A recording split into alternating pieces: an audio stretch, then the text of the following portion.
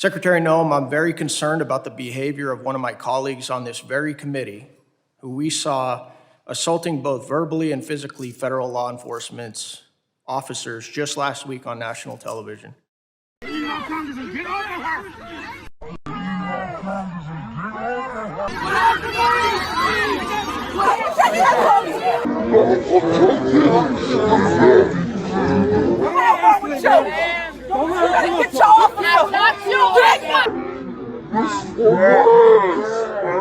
I filed a complaint. Ms. Noem, what kind of message do you think it sends to the country and radical political agitators that she sits here today, not being charged for a crime, to participate in today's hearing?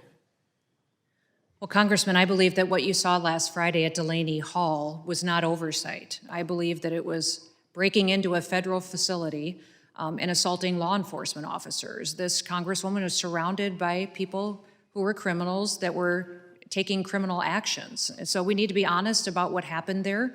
And we also need to talk about the fact that we have always facilitated visits and tours of federal facilities. We would continue to do that as well.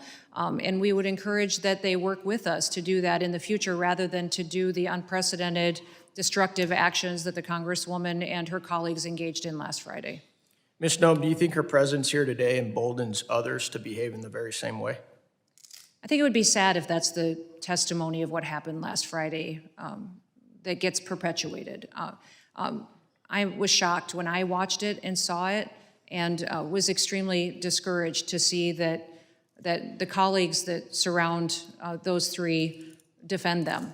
Because those actions, we wouldn't want our kids to act that way, our children, our grandchildren to act that way. That's not the America that we dreamed and envisioned for our country.